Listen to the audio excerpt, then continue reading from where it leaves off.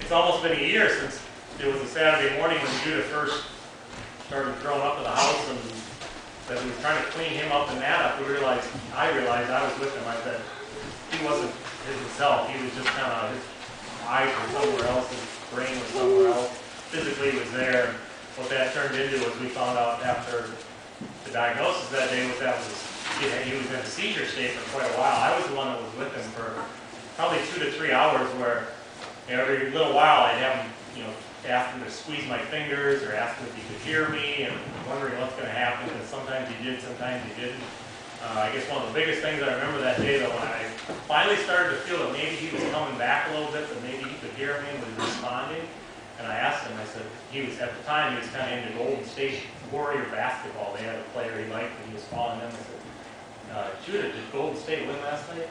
No, they lost by 4. And that was like, then I knew he was back with me. I mean, his mind was working again. So that's what I remember about that day. But that turned into, they discovered swelling on his brain, trip down to the Twin Cities, and he was there for a week while they checked into a lot of things, had a lot of diagnoses to check into, but never really came up with anything at that time as to what was happening.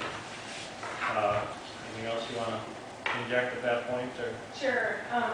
And yeah, for me, I was out birding with Cody that morning, and I was gone, and thankfully I had the cell phone, so he got a hold of me right away that day and called me home. And so I had Carrie that was going to need to take a nap, so I stayed home, and he went to the hospital.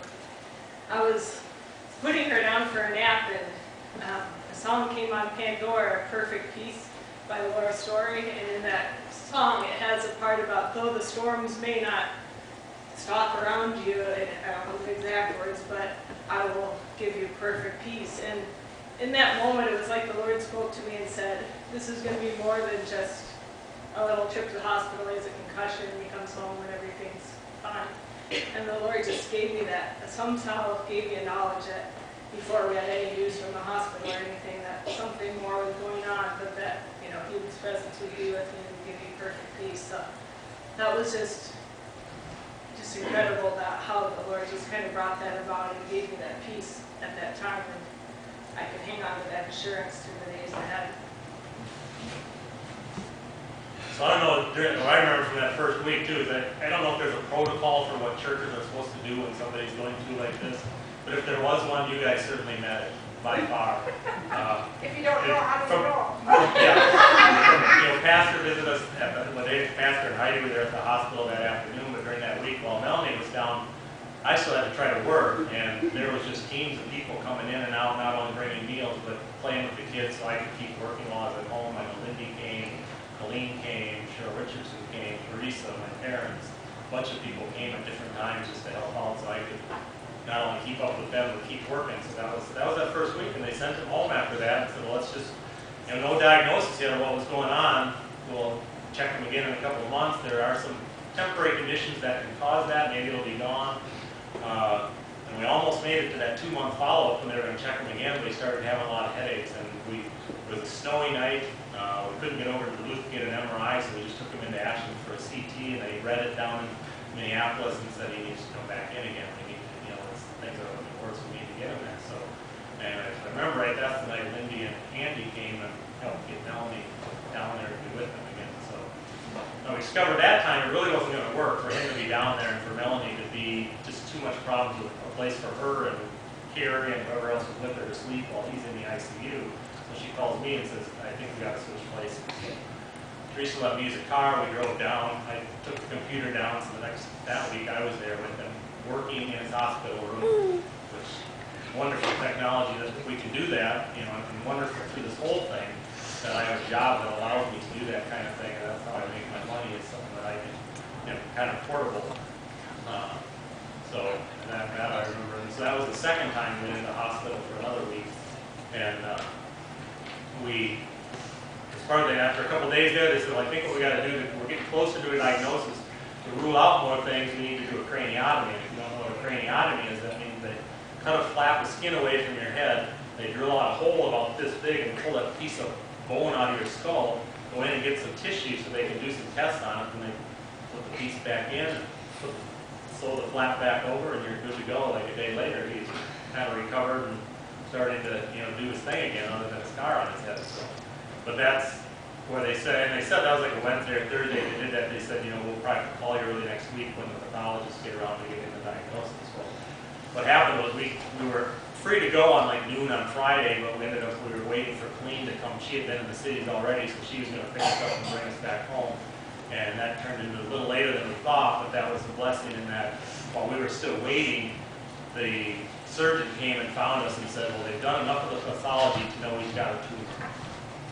So you got to come back on next Wednesday to discuss with the oncologist the rest of the diagnosis. So talk about a hard 4 or 5 days, not knowing what that news is going to be when we get down there. So, and I got to say, it was probably even worse than what I could imagine when they told us what the diagnosis was, and start talking about the course of treatment and so forth. So, but again, so much support from people. We got home and called their parents, we called the pastor, let people know where we're at on things. Anything else in there? Yeah, another blessing that we experienced was just the blessing of the technology nowadays in the hospitals, because they were able to, as a mom, it was really hard to be home and have him in the hospital going through all that, you want to be there with them informed, but you have other responsibilities. So having that monitor that I could see him the whole time in the room, and, could talk to him if I wanted. If you're familiar with Skype or Facebook, FaceTime, they have their own special thing that's more secure in that, and they set up in your hospital room a big, huge screen. And if you've got a laptop at home, you can connect. And so kids were playing Battleship with Judah from home through the TV monitors, as well as when the doctors came in. She could. Because I have a lot of questions. I tend to think of lots of things to ask him. He doesn't know, in his mind, so busy trying to keep up with work and everything that he doesn't always think of all those things and know all those things. So I really felt like I wanted to be there asking those questions, hearing those reports. And so it really has helped a lot to be able to, have it on in my day. When I see something happening, I can come over and tune in for a little while, be involved in it. The first time we had it hooked up was right after his surgery, I believe, and he got moved into a different room for recovering from that, and it wasn't sure, too long after his surgery, to not be there for his, having a brain biopsy, it was hard, knowing he was going through that and being home, but being able to have it, screen there and being able to see what was going on, and just anytime I wanted, being able to hook in, and that was such a big blessing to be able to have that. Make the whole process a lot better. Finding it, and then when he got the news about the cancer from the doctor, I was on the computer screen before he came home that day, was able to kind of receive the news with him. So then, after that, I remember being downstairs in the laundry room doing laundry, and this is what I wrote shortly after that. The Lord spoke to me when I first heard about Judah's possible cancer and impressed on me the need to live each day loving God and loving on my children just as I would otherwise. He helped me to see the need to be grateful for each moment and take that moment to Him, to help me to love and give in the way He desires. Because I knew there was a lot going on and there was going to be a lot of emotions, but I knew, at this moment, I know what my responsibility is, and I need to take that responsibility and trust God with it, and just love God and love my kids, and that stuff, has to come and go as it comes. But we also had, we don't know, talk about them in a second, but a family that Elmquist that had gone through, they had a son that had a brain tumor, and they'll tell more about their situation, but we had talked to them. And I also wrote, the Elmquists confirmed this by talking about how the important thing in life doesn't change through this situation. Loving God and being the parent I am to be is still my first goal and priority. There's just this, other stuff on the side to deal with as it comes up. But God is still God, and loving and serving Him is still the ultimate goal. I can trust Him for each step of the way. So that was a blessing. And then, as you get this diagnosis, you try to think about all the possibilities of treatments and what things do I need to do and what changes do we need to make and how can we give him the best chance at survival. And there's so many things, so many possibilities, and people throw you out this idea or that idea. And, nutrition changes and all this. And I talked to Savita, my midwife, and she was just very helpful and encouraging and just told me to take a few days and not do anything, not just absorb the fact of the diagnosis and just have it and just take a few days to just recover over that shock and not try to change anything or do anything for a few days. And then just, she gave me some helpful suggestions that were reasonable to, start with. And so yeah, we had some helpful suggestions from people that will work on their way to, bring us good ideas for things along those ways too. And we had the opportunity to talk to this family that, from our past from the Twin Cities, I actually played basketball with their son at Bethel. That's how we first met them. So they're, like my parents' age, an older couple. They had a son who had a brain tumor when he was about 2 or 3 years old. It was diagnosed, and they were basically told at that time they were going to try this radiation thing. It was kind of new back then. We could try this, and maybe it'll have him for a year. And that's kind of what they kept treating him for different things, year after year after year, and he kept having another year and another year. And it was like, they said it was like 14 or 15 years later before anybody ever said, okay, he's cancer-free, instead of telling them, your son's going to die, because they were always so optimistic and positive, and the doctor would kept telling him, don't you know your son's going to die? And then he would say, I could walk across the street and get hit by a truck, so why should that change things? So they didn't treat him any differently. He's 45 years old today. And his tumor, obviously a different type of thing and treated differently, but they believe he's the oldest person alive with this type of tumor. He was treated at Mayo in Rochester. So we had them to encourage us along the way. We talked to them a couple times at conference calls on the phone, and just a couple things I remember them telling me, or telling us. One was about just taking things, living things a day at a time. Don't look too far out in the future or worry about what's going to happen in the future. But they would wake up and they'd say, he's alive today, he's looking good. Go on from there instead of trying to think about what might happen 5, 10, 15, 20 years down the road. The other thing was, he said, I don't know how to say this. I don't want to say this is exciting or this is great for you, because you're not going to think that. He said, that's the way you need to look at it, because I guarantee you this will be the defining moment of your life. Because that's the way it was for us. Everything that we've done since that time was because of our son going through this. They have 3 older boys. He said everything about them, their Christian walk, the ministry they do, the things they do, they came because of this happening to their brother and the things they learned from it. So it sounds weird, but I'm excited for you because of the things you're going to go through, the things you're going to learn. And I think after just a year we can agree with that that's the path we've been blessed with, if you can look at it that way. So the next thing that happens is then we got to decide, we're starting to we know we should go through chemo and radiation therapy, and Melanie had, through an email, had somebody contact her and say, hey, they know somebody who had, yeah, somebody on an email group I was on was from the Netherlands, and they had a friend who had, or I think it was a friend of a sister who had worked at both radiation up in Duluth and radiation down in Minneapolis. And they were advised that we go down to Minneapolis because of their expertise with children.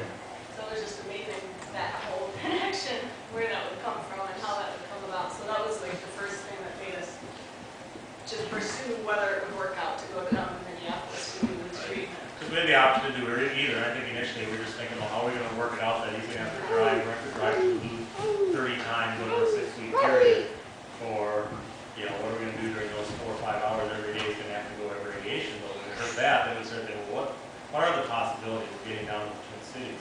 And what happened is we let people know that was our need, and people talked to people, whatever. It ended up being Jeremy. Is that right? Jeremy had a friend, they work in construction, or he does, or something, had this house basically sitting vacant, waiting to be demolished in a couple months. Well, what could be better than have us come down there and help get that process started? So here we got to live in this house. It was a great location because it was near where we were familiar with from having lived down there. We didn't have to worry so much about if we broke a window or whatever we broke along the way, because it was just getting demolished anyways.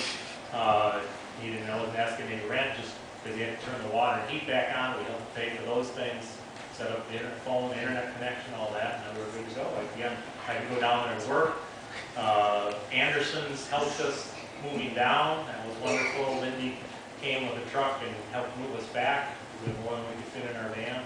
And just all those blessings along the way. I don't think I kind of put the Twin Cities behind me when we moved up here. And I didn't, until we went back there, I didn't realize how much I miss of things that are there and people that are there. Nothing wrong with any of you here. There's people there that I had years of experience with, and people that have some of my same interests in sports and basketball and things like that I reconnected with. That was an extra blessing out of this. That we've continued to. The Twin Cities feels a little closer now than it did before we made that 2 months of living down there or whatever.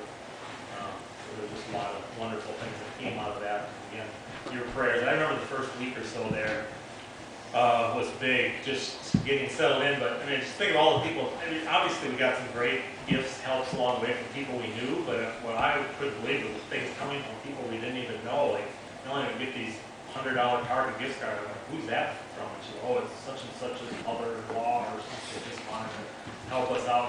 It's like unbelievable. The people didn't know us. Obviously, we let us use the house. They got together a bunch of their friends and they put a bunch of meals in our freezer there for us. They didn't know us or have to do something like that. We got a couple of small churches we've had past time with, like over in Superior when we first moved up there. Little group of people, big check they sent us. Pastor Hoffman's church. That's not a big church. They sent us the money now. Unbelievable. Going to the mailbox every day the first week we were there. It was such a blessing for so many people. So that's kind of the highlights of what I remember about that time. So yeah, I guess we had some struggles at first. Jude had some struggles at first. He didn't even start radiation on time because he was kind of scared to go into the emergency room the first day we were down there. And but he recovered from that. They started radiation a week late. But after the first week or two, we got him into some of the other nutrition things, and he really was totally healthy during that whole. And that's kind of rare for doing 36 weeks of radiation. That he didn't have too many. A little tired, but a little vomiting here and there. But we got the right medication regimen and all that. He handled it super well so that he could enjoy some of the same things the other kids were enjoying while they were down there, fishing or getting out in the normal spring things you like to do.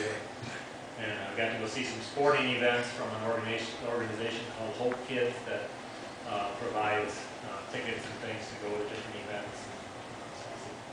Indoor lacrosse games, quite an experience. If you ever want to see something different, the St. Paul Swarm is like a cult following down there.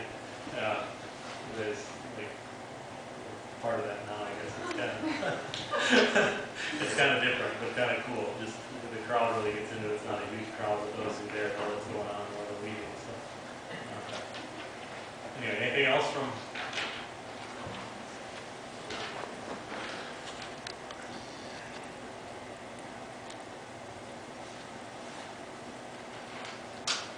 So it was really healthy through the radiation. That was good. We got back, and it took a little while, but eventually the radiation stuff started to take its toll on him. He went through this somnolence thing that I guess is typical, that he was just starting to get really tired and not be able to do things for a while early in the summer. So, but again, once he made it through that, and then we did have a time, I don't remember what, we had headaches again, and we brought him in, and they saw something on the CT, on the MRI.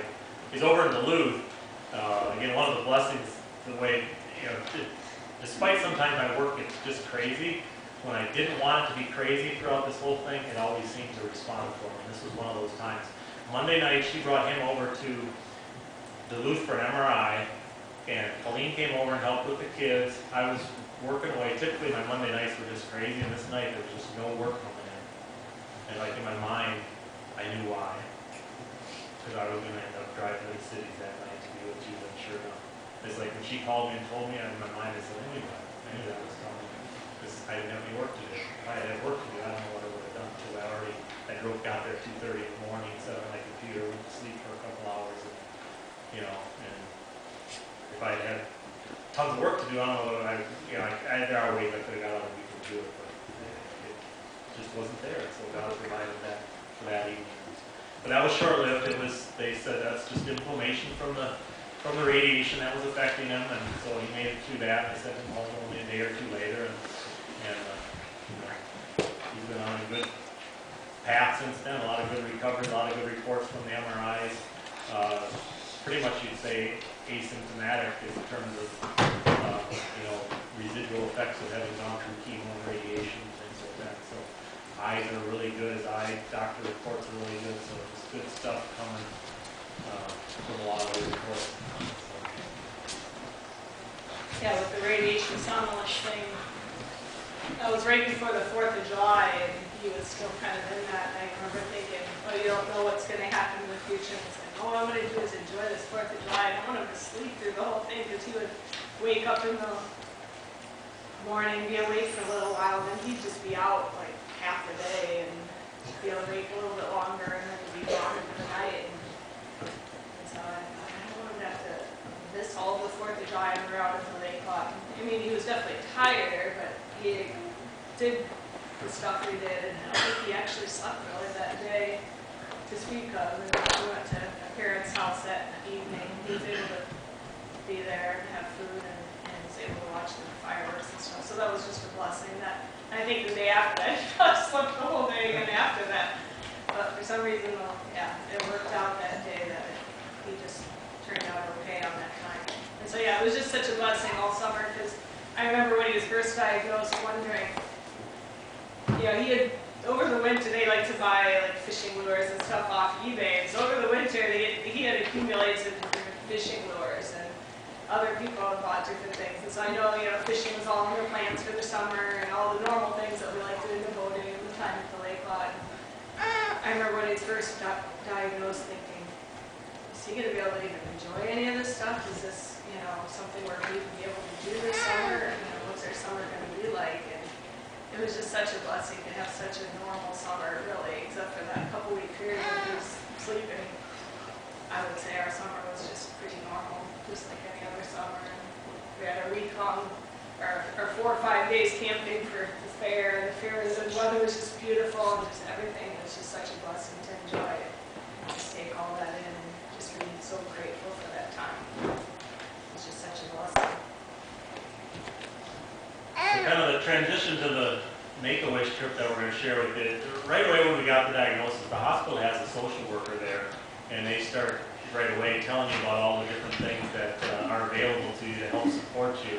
And some of the things I could see, as Christians and part of a church like this, we've got a lot of the support we need. It comes from you guys and different things you can do for us. But they've got, so they present other things that are there to help families cope with the difficult situation they're going through. And one of them is the Make-A-Wish Foundation. Well, initially, we just put that on the road so that we'll let things take their course for a while and decide. But I don't remember when we first decided we'd go ahead and pursue it. You got to get the okay from your doctor that he's not only okay to go, but that yes, he qualifies because of his diagnosis and so forth for their program. And so we started to pursue that. And what Make-A-Wish has is they have a chapter in each state, and then they have representatives around the state. So our representative, somebody in Hayward, covers a pretty big distance, but they are the first people who, after Make-A-Wish approves us as being a Make-A-Wish family, they send those people to your house to kind of interview Judah and see what his wishes are and what he wants. And we have been talking to him a lot too. Melanie was looking up things on the internet. We know he wanted to do a trip. He likes nature, he likes volcanoes, he likes wildlife and animals. So we actually had a few different things that were on his list. One of them was Ecuador, because we have a compassion child we sponsor there. We thought maybe if they can get us down there, we could see our compassion child too. A cool place near a volcano, and you're right out in the jungle with the monkeys and stuff. But after we presented that to him, we found out you got to wait 6 months to do an international trip. And the cool thing was that he starts telling them these wishes or our wishes or whatever. They don't stop and question, like, don't you think that's kind of expensive? Really think you could do that? They just write down what he wants and just take it from there and see if it's possible. Well, ends up that really wasn't possible. But the other options were we talked about Hawaii, we could swim with the dolphins, we could see the volcano there. We talked about San Diego. There's a lot of zoos and wildlife things there. I've got a friend in San Diego who probably would have let us stay with him an extra week if we had gone there. We talked about maybe a houseboat out on a lake out west. It would be kind of cool. We've always wanted to fish. Fortunately, this time of year it was getting a little cold for that. We were with the swimming. They rent these houseboats and slide off the top into the water. you know, kind of cool stuff. But anyways, it came down to Hawaii. So they, so as you do this, basically they, you know, we set a date, we figured out dates, they figured out flights, and until a week before we went, that was about all we knew about the trip. Other than we had given them some ideas of some activities that they paid for 3 activities, and they said in your case, 2 of them are things he can choose, the 3rd one is going to have to be a luau. Because that's a good cultural thing for you to go to. We kind of thought, cultural, but, you know, women in grass skirts, really family-oriented kind of thing, you know. So it turns out it was. They had knickers down to their knees underneath the grass skirts. The guys didn't have much. They showed a lot of skin. But it turned out it was very family-friendly. We were really impressed by it. But initially we thought, I don't know. But anyways, so that's up until a week before the trip. That's all we knew. And then these representatives from Make-A-Wish come to your house and kind of have a little going-away party for you and present you with this package that has laid out the agenda or whatever you call it of where we're going to go and what we're going to do. And you know, not only were those things cool, but they gave us, figured out what our expenses should be for there, which would cover the gas for our rental cars that they got us, and souvenir money for the kids.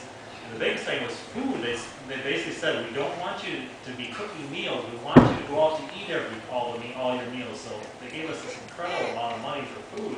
But that's not practical really for our family either. It takes more time to take them out to eat than it does to buy breakfast and lunch to have in the house where we were staying. And then we did take them out once a week. But anyways, we were overly blessed with, you know, they just give it to you in a check, so we put it in our bank account, and you can spend the money that they gave us for expenses to spend however during our trip. And that was one of the biggest blessings of the trip, was just the fact that we didn't have to stop to think about, you know, do we need to pinch pennies here?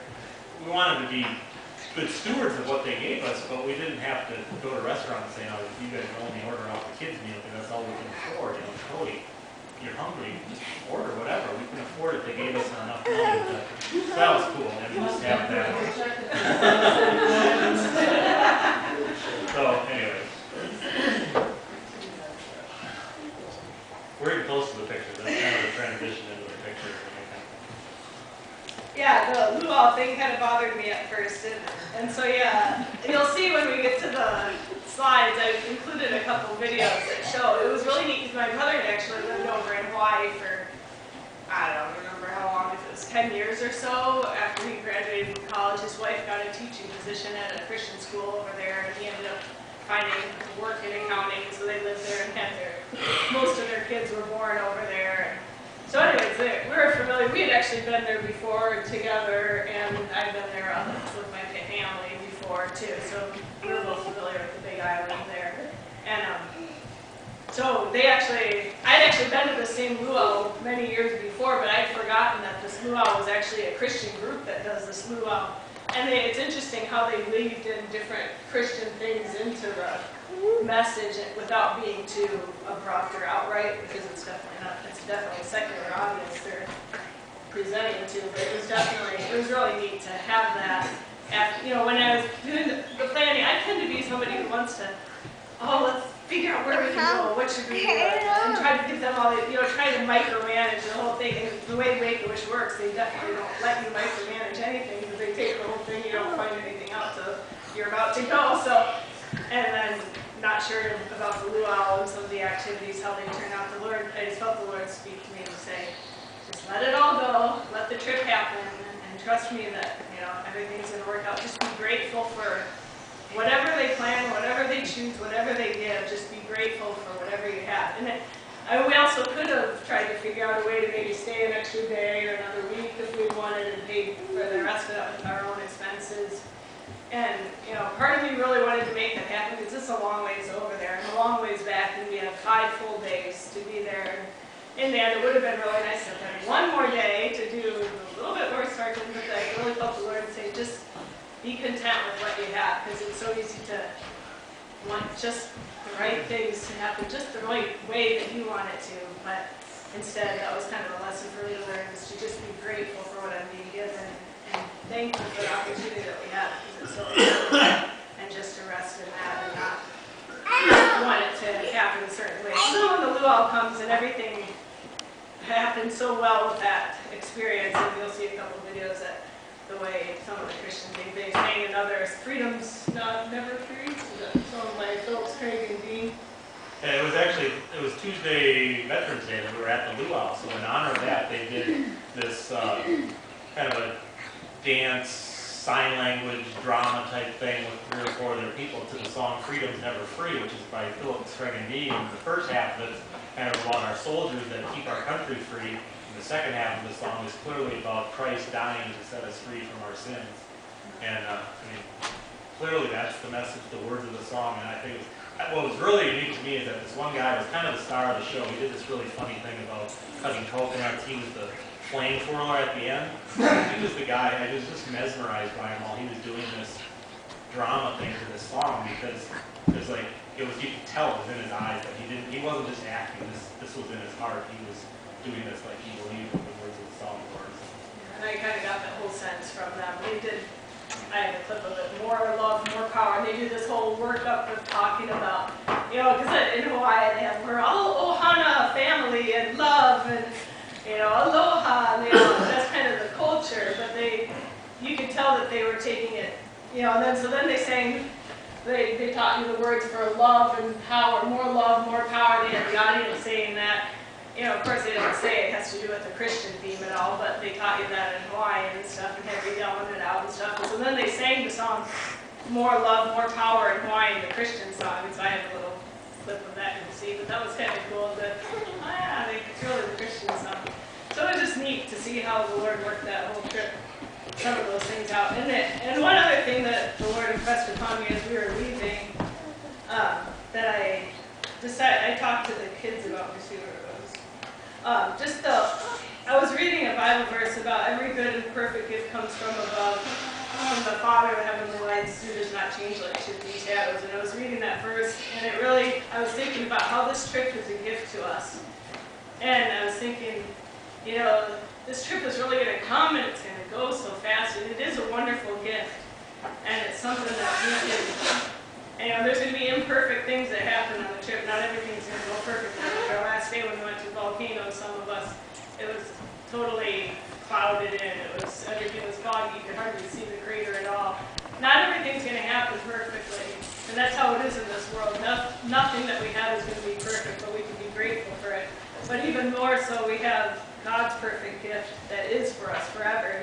In heaven, we can explore all these things in heaven someday. We might not be able to do everything now, but in heaven we'll be able to see all the things that we missed out that we wished we could have seen or done. And everything will be perfect. And instead of thinking about, putting too much stock in this gift of the trip, and as wonderful as it was, more focusing on God and His gift and just developing our relationships and enjoying each other through the trip and not worrying about having the perfect trip.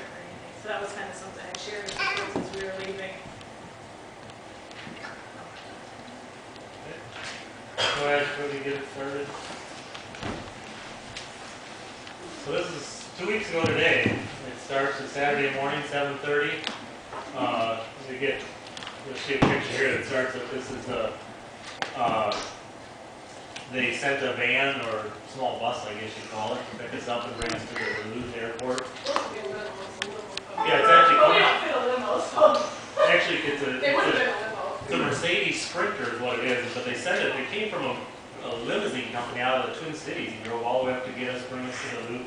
Turned out he stood in with us while we prayed before we left, and then he got on the bus and told us he was a believer, and would pray for us during our trip, and so that was kind of cool getting to know him. He ended up being the same guy who picked us up when we got back.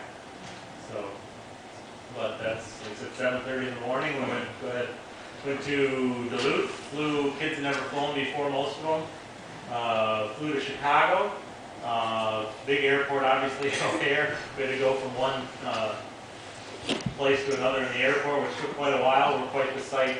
8 kids with everyone dragging a carry-on or backpack on their back and walking through the airport. But flights were scheduled pretty good that we didn't have too long to wait. We had enough time to get to our next connections. San Francisco to Hawaii. We get to Kona, Hawaii, which is on the Big Island. 9 o'clock Hawaii time. which to them, none of the kids had really napped or slept. It's 1 o'clock in the morning to them based on when they got up. By the time I got to bed, because I had been up so early that morning, I'd been up almost 24 hours. I counted 23 hours I'd been up before I went to bed that night. So. But the trip went really well. So Make-A-Wish gave us a little letter to give to the flight crew on the first flight that he was a Make-A-Wish kid and that he should get to meet the pilots. So they brought him up front, got to meet the pilots, see the cockpit. So took that picture on the first flight. And that's the O'Hare Airport. Go from one terminal to another. There we are walking through the terminal. It's quite a walk. We ended up, but luckily we got in early, had plenty of time. There we were given our lays when we got to Hawaii. They had a greeting company there to give us each a lay. We then had to quick grab a bus, Enterprise rental car bus to bring us to the rental car place. That was the next step in the journey. It seemed like almost everything there had these yellow lights, and you could hardly tell what color things really are. We look at our shirts, okay, we talked to someone else, we didn't even know what, unless we remembered, we didn't know what color their shirt was. We got a red car. I didn't know it was red till the next morning when I saw, oh, we got a red car. I thought it was a dark color. We didn't do anything. This is just a normal picture. We didn't do anything to change the picture. Everybody Flowers was. were purple. You think everybody was black and white? It's kind of weird. It's just these night lights they turn on at night everywhere. And driving was the worst because you go down the road and there's these yellow lights across, and like all of a sudden I started slowing down thinking it was yellow light was going to turn red. But it's just the street light. So that's waiting for our rental car at the rental car place. Again, 11:01 in the morning to them. So Sunday we settled into our house. So instead of renting a hotel, they rented a house for us. Had 4 bedrooms. Walked out to a pool on the lower level. Had a porch over the pool from the upper level. And then it was about, you'll see a picture later, about a mile down to the ocean from where it was. So we had this view of the ocean from our window or whatever. So really cool. So Sunday we get up. We were kind of up early for church was supposed to be at 11. Or at least that's what the brother told us. I think we got the wrong information because the pastor was in the middle of his sermon when we got there. But on the way, because it was so early, we drove down by the beach. We stopped at the beach, walked around, walked under the coconut trees where the big sign said, "Watch out for falling coconuts." I thought we should take a picture of somebody laying on the ground like they just been hit by one next to the sign, but we didn't. Anyway, so as she said, her brother lived there for quite a while. This is the church he went to, so he had even let some people know there that we were coming. And so we were some people actually talked to us afterwards because they knew who we were. We kind of stick out as a family with 8 kids that shows up at their door. So that was cool. And then we went out, first chance the kids had, they ended up eating out at a restaurant too many times. So we went out to eat at a restaurant down along the ocean front that day. So called the Fish Hopper. So that was kind of cool. So Packers game was on at 7:30 that night. Well, it's 3:30 on it in Hawaii because of the time difference. So the kids were going to watch, a lot of them wanted to watch the Packer games. I still needed to go out and get us some groceries. I thought I was going to be smart. I got a Costco membership before I went because they have a Costco there, and that's the cheapest place to buy food in Hawaii. It turned into like, and I'm used to buying groceries. I've done that for our family for a long time, but it was like the most stressful grocery shopping I've ever done. We go to this huge place, and people they're not home watching the Packers on Sunday afternoon. They're all at Costco. I mean, I took forever to find a parking spot. I go in, I still got to get in my car, and I'm just stressed walking around this place. I didn't have a very long list, but you finally find something. Then you start looking at it, and you're trying to calculate based on Hawaii prices are way inflated, and these things are huge. Is that a good price for a 10-pound box of oranges? Okay, yeah, okay, so I take that, and I slowly start adding some things, and after a while, I'm just like, I can't take this anymore. And I started realizing we're not going to go through the half-gallon jar of salsa before the week is up. So it's not going to save me any money to buy all this stuff here because I can't take it with me.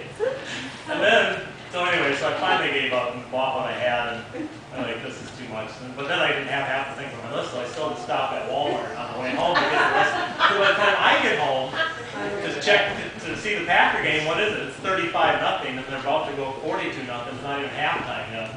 So I don't need to watch the rest of that. So that was my Sunday memories. So here's a picture from the upper deck of the house, the second level, looking down over the pool and then the ocean down below. Basically the whole town is kind of on a slowly rising mountain. So a lot of the island itself, there's 4 or 5 major mountain peaks, so very hilly. So, go ahead, Cody. He's got a collection of birds. They're not quite the same birds we see here. Yeah, well, I expected a lot of different birds, but I did see a few that I was used to.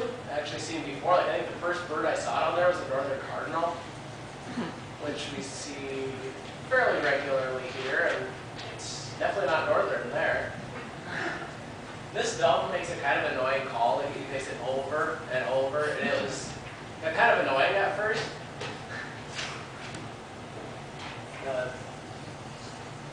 These birds are all over the place. They're called myna. These are Java sparrows. This is a yellow-billed cardinal. These were eating like crumbs that were outside our house. And even just right outside the window, they'd be on the deck eating crumbs. That's a saffron finch. It's eating the seeds on the grass there.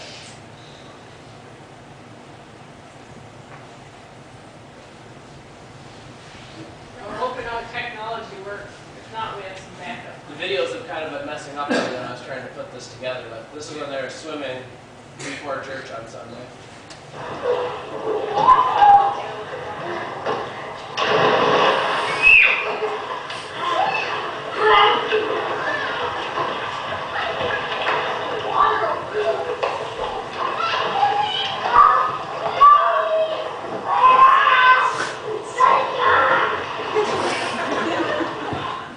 At first I thought it'd be kind of neat to be like one of these they have these really fancy resorts that have these tons of pools and these water slides and stuff, and I thought, a lot of times they put you up in those types of places, so I was kind of expecting more of that when they came out to our house. So then when they came out with this vacation home, it was kind of a surprise at first, but it was such a blessing to just have our own space, not be stuffed in a couple hotel rooms, to have a pool to ourselves and not have to, share with everybody and, go out and if she needed to nap, she could nap and we could be right there and still out of the pool. And yeah, it was such a blessing to have things work out the way it did. Okay, so that was Sunday, Monday. Was the day they did the Make-A-Wish and everything planned for us, but one of her brother's friends down there owns a charter fishing boat, goes to the church there, Christian guy, and so he had told her brother Kevin he'd take him out fishing if he ever went. Well, he's the guy we contacted, and so we to take the boys out fishing. We paid him for a 4-hour, one of his 4-hour fishing trips, and he was gracious to us and turned it into a 6-hour fishing trip for no extra charge. The boys weren't that excited about it, but we'll see some videos later. Obviously, the goal is to catch really big fish. He trolls through the ocean. We went out to about 10 miles out trolling for tuna and tarpon and other big fish. And eventually we caught some smaller things. The boys had a great time catching about marlin. Sorry, he said marlin. That's not what we were fishing. It was marlin, not tarpon. Okay. They can tell you about that later. Anyway, so he took us out fishing. That took most of the early part of the day. We had a great time with that. Meanwhile, the girls went down to the ocean, cool beach right in town, where you could snorkel. And then went to a coffee farm. When we finally got back from the fishing, we all went back to that same beach, did some more snorkeling, went out to pieces. That was Monday's schedule. These pictures will kind of cover Monday. With the fishing, I think some of the videos you'll see his reels are like this big. He said that some of the reason they have that is because anytime, even if you're targeting smaller fish, you can hook a 1,000-pound fish.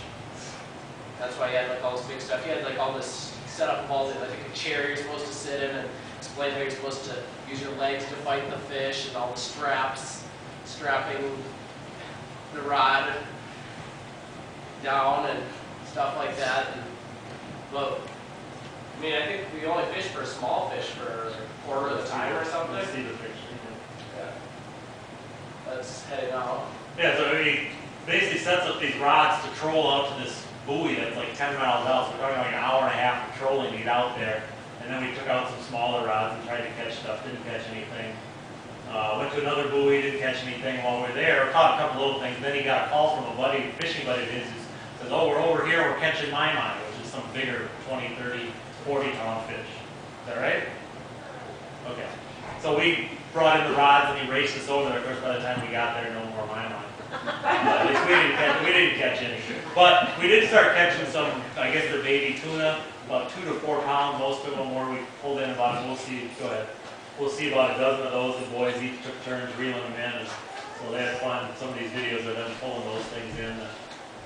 They said they put up a big fight at first because the boat's trolling while the fish are off and swimming the other way. So when they hit the rod, it's a big pull at first, and then they kind of let you drag them in close to the boat. Once they get close to the boat, they dive, so you get another big pull. For a while, they pull drag out of the line, and so the kids, the boys really enjoyed fighting those, even though they aren't huge fish, but 2, 3, 4 pounds is still, they had a lot of fun catching them. So I don't know, this video doesn't look like it's gonna. It's not wanting to work.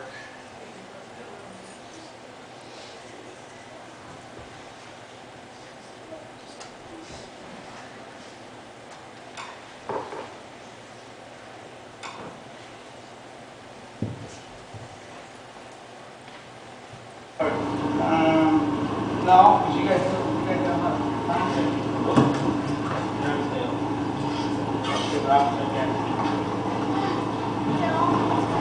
Actually, something just grabbed this. See this? It's all straight up. Yeah, my tried to grab it. No, See the scuff marks? Did you feel anything extra, Devin? Oh man, look See at that. that? That was from my tried to eat that. yeah, at first it felt really heavy, like it just kept pulling on. So that's what we were catching. Again, I caught about a dozen of those. It's probably one of the bigger ones that Devin's got there. There's one with just a picture. That's how big the rods and reels are that he has on the boat. When we started catching these things, they were on a little bit, still big, but a little bit more normal size reel. Did you keep them in needle? Oh, we did. We had like, there were a couple, he said they weren't good eating, but we had 10 that were good for eating. We had to clean 4 of them. While he was doing that, these other people were coming around and layering our fish, and we grabbed them, like, hey, you want some? The people were like, oh yeah, sure. So we gave away some of the other ones, but people were just overjoyed. So, but yeah, we grilled what we had, we could eat like 4 of them. You can see this one that Judah pulls in, it's kind of hanging by its tail. After he got it, the fish somehow got wrapped, its tail wrapped in the line. So for Judah, it wasn't very fun. The fish couldn't fight when its tail was all tied up. It was like you know. So it was kind of like just reeling in the dead weight. So he didn't have much fight from that one. But so yeah, that's Kenny, our fisherman, and kept us out and did a lot of trolling. Unfortunately, didn't catch any big, huge things like he was hoping to, but that's pretty good size. Kids had fun catching those. So,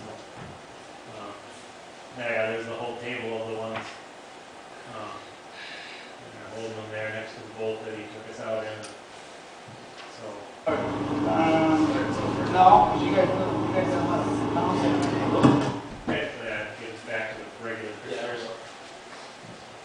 Cody's got a quick story because we came close to catching a couple. It's his chance to tell a fishing story. You can raise it. You can figure out if he's telling the truth or not. We did get 2 strikes from bigger fish. One was while we were using those smaller rods for other fish, and just hook a big fish and feel a lot heavier weight than with the other ones. And you see a big fish jump way back behind the boat, and then it was just gone right away. He threw the hook on his first jump, which he said that species of fish does that a lot. And one other one that when we were fishing for bigger fish, trolling with some dead baits, it grabbed the bait, and when you have the reel set, you have it set completely loose so the fish can just pull as much line as they want at first. So I'm just watching him pull out a lot of line because we're going fast, he's going fast the other direction. The moment we tightened it down, there's just no weight because it was wahoo, which have super sharp teeth, and it just cut the line as soon as it got tension. So they were probably both in the 20-pound range. We saw both of them. Those were larger fish. The ones that got away. It's not a fishing story unless they get away. Yeah. Okay. So while we're out fishing, this is what the girls were doing.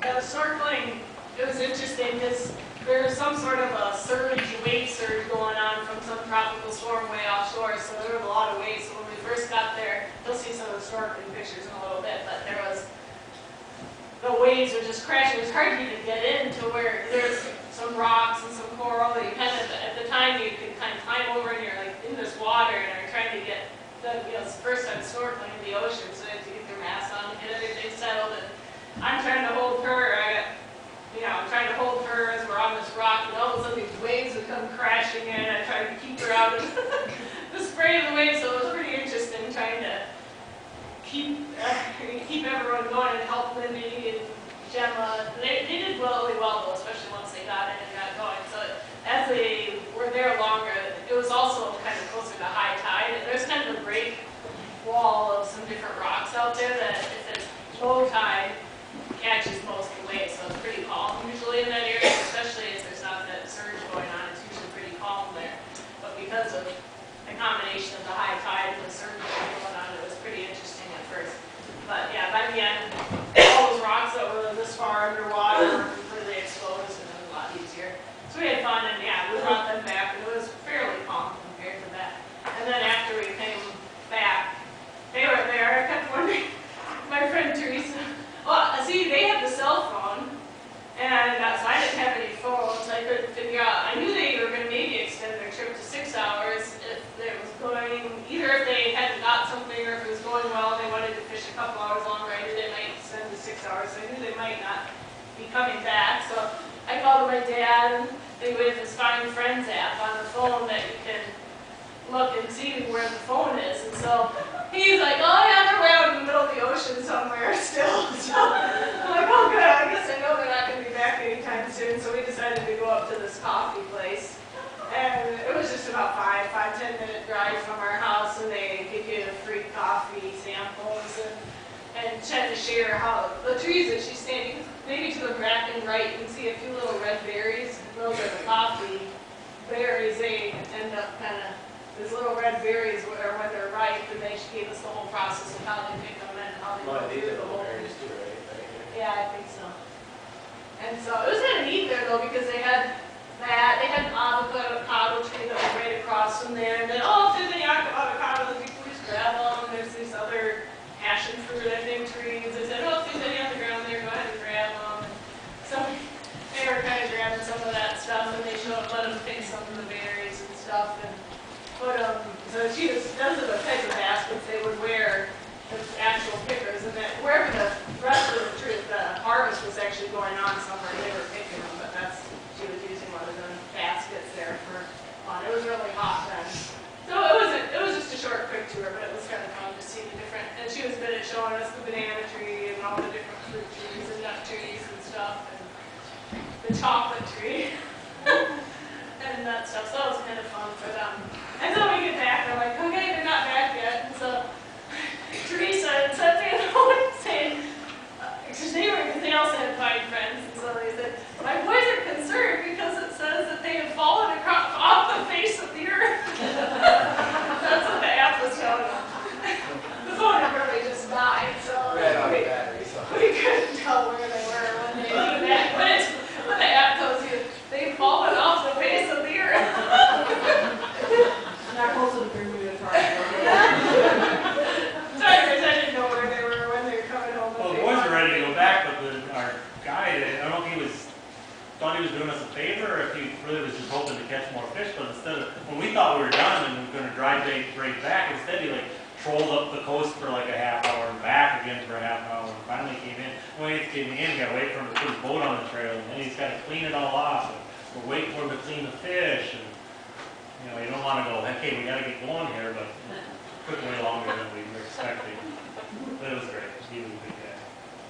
So that's fine, though, Yeah, when they're we were snorkeling. snorkeling. Yeah. Ready to Those are dive. the rocks that were probably a couple feet underwater when we were first going out there. And the waves were crashing all over us, and now they're a lot better when they were there. January with their CD.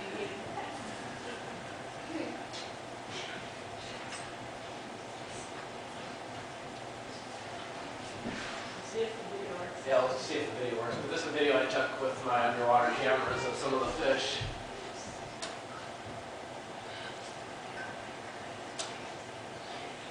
Nope.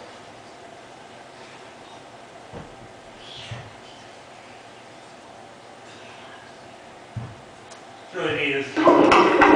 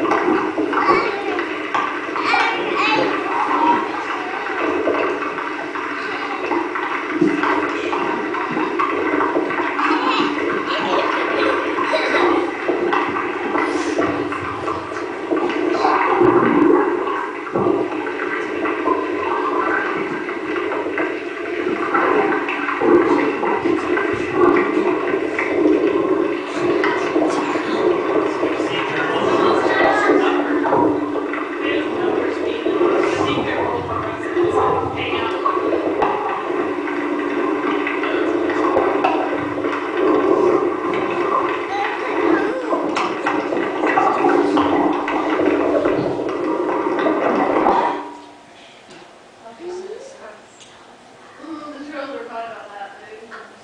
We saw one when we were going on one of our other things that was probably half big, would you say? Somewhere about that, maybe it is. Yeah, Yeah, you one could just was- see it one was down at the really ocean. larger than Oh, those it was two. huge. We went out for pizza and had a local place that night. It was fun. Just enjoyed that. The next day was a big day for the stuff they had planned for us. The helicopter tour place is about 45 minutes from where we were staying, but right near there is this really cool beach that, not for snorkeling, but you go in and play in the big waves. We've got some video of that. The helicopter tour, we'll play that tonight when we spend some of the money to purchase. They take a video of what you see while you're on the tour. So that's like an hour and a half long. This video tour, the helicopter tour takes you pretty much over the whole island, over up near the mountaintops to see the volcanoes, really cool valleys and waterfalls you go into. We'll see some of that. But well, you can only fit 6 people on the helicopter, so we were split up into 2 groups. Some people were, well, the first group was on the helicopter, the rest of us were at the beach swimming, and then we switched places, and then after both had done the helicopter, some of them went home with me, some of them wanted to swim more, stayed at the beach. So we had pretty much a whole day there, and then got home and went to the luau in the evening. So that was Tuesday. We'll see some of that stuff.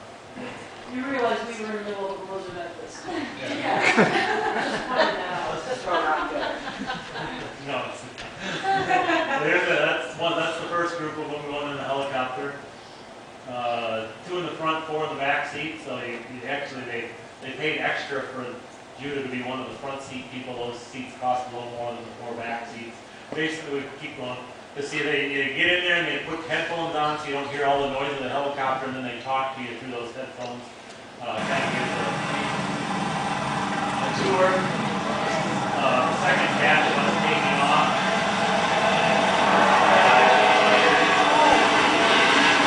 Start down pretty much close to the ocean. So the times are up near like 9,000 feet, kind of getting there. They have mountain peaks that are like 12,000, 13,000 feet. They get up. So there they are with the headphones on. The driver narrates what you're seeing as you go, and you hear that through your headphones. It blocks the noise. Yeah, it blocks the noise, of course. So, a lot of the things that they want you to see, well, the coolest thing has to be the waterfalls. You go into these big 2,000-3,000 foot valleys, and there's waterfalls going down the side of them. They fly the helicopter right in where you're just 20 feet away with this waterfall in front of you, and they take out of there and go in and out of these valleys. These are just some pictures we took of them. Carrie's not paying attention because she slept through half of her helicopter ride. I don't remember how old that lava flow is from that. I think that's from a volcano that's mostly inactive now, and so that's why the road was built across the lava. But you can see that's where it made it to. That's a crater from an old, well, that used to be active, that's not currently active, but that's where some of the lava would have come out of from an old flow. This is the current active crater. If you saw in the news about the volcano and the lava flow that's heading towards the town of Bahoa down there, and it was on the news quite a bit. That's the source of the lava that's down there. That's the crater that it comes from. See just little bits of orange Let's see. molten stuff on a couple of the pictures, not much. That's right down in that crater. Some of the But when you're at the top, he says, now look down the mountain, you can see kind of this trail of smoke that leads down the mountain. What that is it's smoke venting out of the ground. And underneath that is where the lava is flowing underground, making tunnels toward this town. So it's not like you're seeing lava come down the side of the mountain. It's flowing underground, and it's about a mile away from this town. That if it crosses their main road, there's 8,000 people that can't get in and out of their town. actually hit about the edge of the town. I think it was almost 100, 400 feet from Right. the road. So yeah, it's getting really close to the town and still slowly. But it kind of stopped, and there's a different, it's breaking out in different areas, so they're not sure if it's going to hit that. That's kind of following that trail. There was a crack in the, Little orange spot is a. that's a crack that looks through to where the lava is flowing underground. And there was one place that our group saw where it actually broken out and was flowing on the ground, and you can see flames of it burning a little bit of the vegetation right there. And anywhere where it looks shiny like that is also newer lava that if poked a stick into it, red lava would come out. If it stepped on it, it would just break right through. It's just like just a really thin crust right over red lava. So, yeah, Yeah, so it shiny. cools, it'll look All like the shiny shiny stuff. lava, and the shiny stuff is new.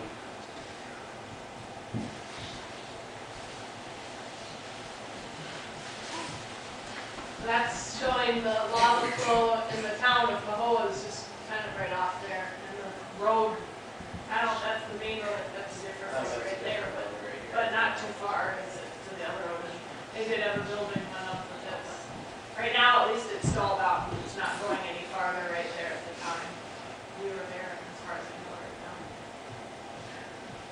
Then they flew over the main, Hilo is probably the second, I don't know if it's the second biggest, or the other side, there's the dry side of the island, which we were on, and then there's the rainy side of the island where Hilo is, and they get tons of rain, it's one of the rainiest places. So we flew kind of over by there, and then across just all this tropical rainforest area, so that's just looking down at some of the waterfalls as we went across that area. And then you get to kind of the northern coast where there's all these valleys, and that's where you can get up into these valleys and where you saw most of the waterfalls that he was talking about.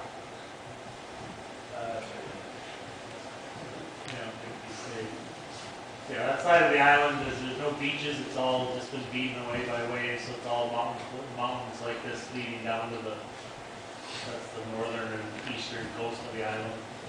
You can see the whole thing. Flying over the top, I don't know, if this is one of them, there's some really big ranches. We neglected the Andersons to get some good pictures of all the cows we saw grazing in the fields, but there's some really big ranches on the island too, so. And there, across just above the clouds, you can see that's Maui's volcano over there. Different island. Maui over there. Here, let's see it. And then that's a whole crack. There's a fault line that goes there, and at one point there was a earthquake that created that crack.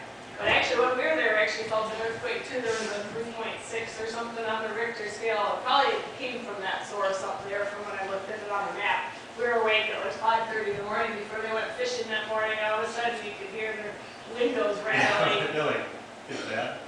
And you could barely feel a little tremor, but you could hear the windows. It kind of reminded you of like if a train were going by and you hear the windows rattling a little.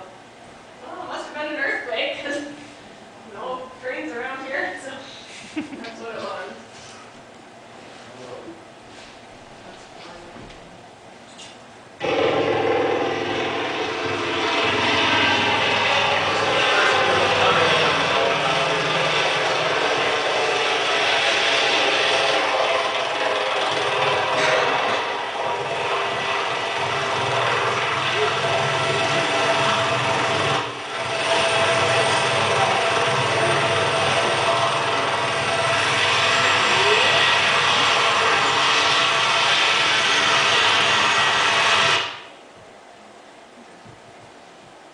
This is at the beach. It was kind of, because of that surge that we were having, the waves were really big, but they're usually not that big over there. And it was kind of fun because they didn't have to go out too far to be able to catch the really big waves and ride them in. I made a couple boogie boards from the house that we were staying at that they could use, and so it was real fun seeing them be able to enjoy that without having to get out too deep past the first bunch of waves. The first bunch of waves were the big waves.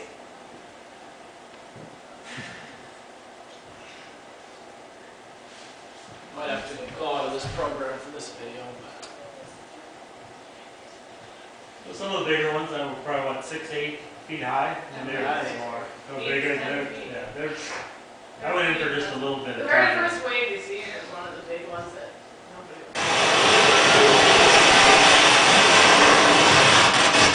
Whoa!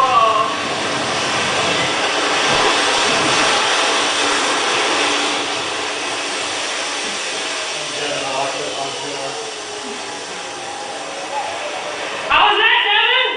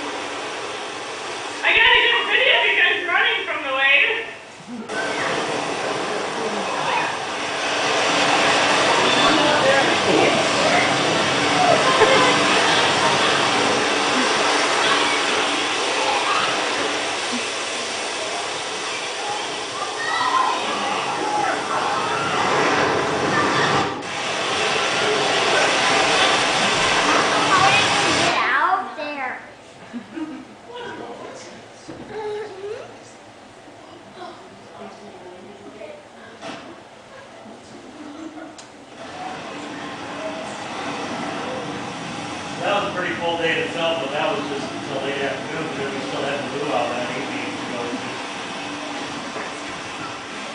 Got more yet? Yeah, about 200 or 200.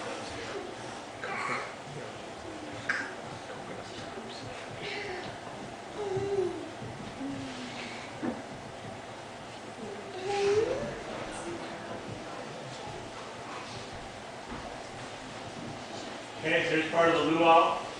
Obviously a lot of wine, food, and things. They cook a pig down in the ground. The kids, they have a ceremony where they take the pig out of where they cooked it. It's kind of like they dig this hole and they put hot rocks and a fire, and leaves over it to keep the moisture in. And then they pull this just black charred pig out of this hole as part of the ceremony. The kids are like, I am not eating that. No, we're not going to eat the black charred part. You know, inside is just really good, juicy, moist pork. So that was really good, along with some of the other stuff. And they're all having their juice beforehand.